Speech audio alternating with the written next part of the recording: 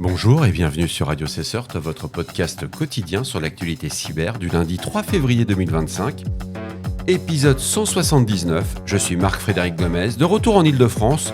Couvrez-vous bien, ce matin c'est gelé. J'espère que vous allez bien. Au programme aujourd'hui, 2 vulnérabilités critiques dans Cacti, la CVE 2025 24367 et la CVE 2025 22604. Nouvelle campagne de phishing ciblant les utilisateurs d'Amazon Prime. Des cybercriminels exploitent des fichiers PDF dans de nouvelles attaques. Une méthode d'attaque inédite utilisant des fichiers PDF modifiés permet aux attaquants d'exécuter du code malveillant sans éveiller les soupçons des utilisateurs. Mizuno, USA, annonce une intrusion prolongée dans son réseau. L'équipementier sportif, Mizuno US, a confirmé que des hackers ont eu un accès persistant à son réseau pendant 2 mois. C'est pas mal, ils l'ont déjà découvert. Propagation massive de spam malveillant, une recrudescence d'emails malveillants contenant des liens privilégiés. Des liens piégés ont été observés visant aussi bien les particuliers que les entreprises. L'IA, au service des attaques d'ingénierie sociale, un rapport récent met en lumière les 5 techniques d'ingénierie sociale les plus efficaces alimentées par l'IA. Bien entendu, toutes les sources utilisées pour cette revue d'actualité sont disponibles dans la description de l'épisode. 2 vulnérabilités critiques ont été découvertes dans Cacti, une solution de supervision open source selon Cyberveille Santé. La première faille référencée, la CVE 2025 24367, permet une exécution de code arbitraire à distance via une injection de commandes non authentifiées. Une attaque peut compromettre totalement le serveur exposé, et la seconde vulnérabilité, la CVE 2025 22604, concerne une élévation de privilèges permettant à un utilisateur malveillant d'obtenir des droits d'administrateur complets. Ces failles sont jugées critiques et une mise à jour immédiate est recommandée pour sécuriser les systèmes concernés. Cacti sert aussi pour de la supervision. Généralement, on évite de l'exposer. Une nouvelle campagne de phishing cible les abonnés d'Amazon Prime. Selon C-Security News, les attaquants envoient de faux emails de renouvellement d'abonnement contenant des liens frauduleux redirigeant vers des pages imitant le portail officiel d'Amazon. On est sur une campagne de phishing classique, ciblant les utilisateurs d'Amazon. L'objectif, il est clair, c'est de voler les identifiants et les informations de cartes bancaires des victimes. Cette campagne se distingue par un niveau de personnalisation avancé, rendant la détection plus difficile. C'est à lire. On craint pas grand-chose réellement, mais c'est intéressant de voir comment que les attaquants ont décidé de changer leur méthodologie. Ils ciblent. Les cybercriminels exploitent de nouvelles techniques d'attaque via des fichiers PDF piégés. C'est toujours C-Security News qui nous remonte l'information. Il nous rapporte que ces documents malveillants intègrent des liens conduisant à des serveurs infectés ou déclenchant l'exécution de scripts exploitables. Réellement, il n'y a rien de nouveau dans la méthodologie d'attaque. C'est juste qu'ils vont essayer d'offusquer au niveau de la détection leurs attaques.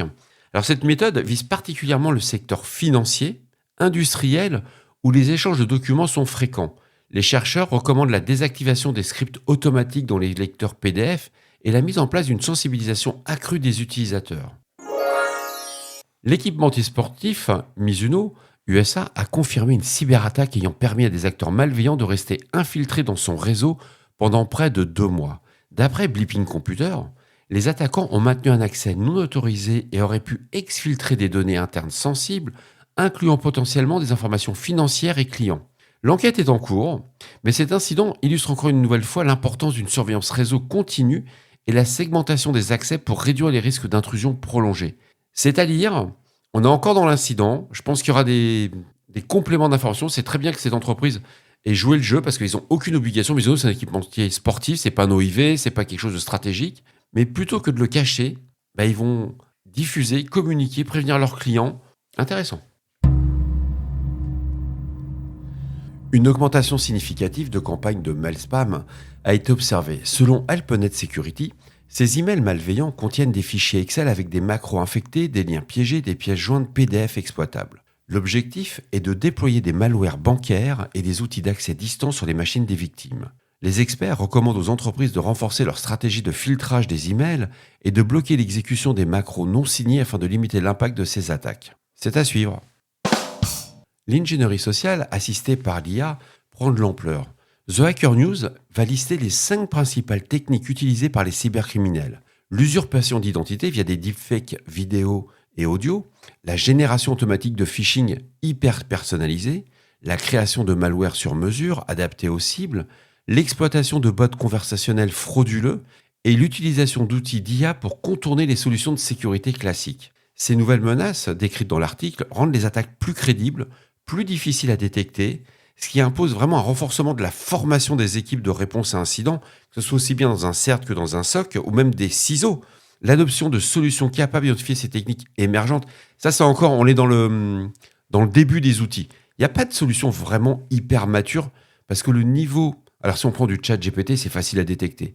Mais il y a certaines IA, il y a certains portails, quand on voit le résultat des mails de phishing, ou aussi bien la création de fausses infrastructures pour faire croire que vous êtes sur un SI qui n'est pas le vôtre, c'est vraiment très très bien. On a du mal à voir si c'est l'original ou le doublon. Je vous en avais déjà parlé sur ce type d'attaque, par exemple les deepfakes audio. J'ai enregistré ma voix pendant 3 heures auprès d'une IA. Je me suis amusé à le faire parler en anglais, en français, en italien, etc. Personne n'a su quel était l'original et quel était le faux, quoi. On peut le détecter sur des mots-clés, par exemple, CSIRT ou CERT. Ils ont du mal. CERT, c'est très bien traduit. CSIRT, il va faire C-I-S-R-T. Bon, là, tout de suite, on l'a détecté que c'était pas moi qui étais en train de parler. Et c'est ainsi de suite. À lire, je vous le recommande. S'il y a un article à lire ce matin, c'est celui-ci. On n'apprend pas, pour des gens qui suivent le sujet, on n'apprend pas de choses de nouveau. Par contre, on va conforter sur où il faut mettre le focus. Et voilà, cet épisode de Radio Cesseur du lundi 3 février 2025 touche à sa fin. J'espère qu'il vous a plu, qu'il vous a apporté des informations utiles. N'oubliez pas, si vous avez des questions, des suggestions de sujets que vous souhaitez voir abordés dans les prochaines émissions, ne soyez pas timide, laissez-moi un message sur le répondeur de Radio Cesseur au 07 68 72 20 09. Je suis là pour vous. Prenez soin de vous. À demain pour un nouvel épisode. Et couvrez-vous. Ça caille, hein. Comme on dit, ça pince. Mais qui a pris sa moto ce matin ? Au revoir.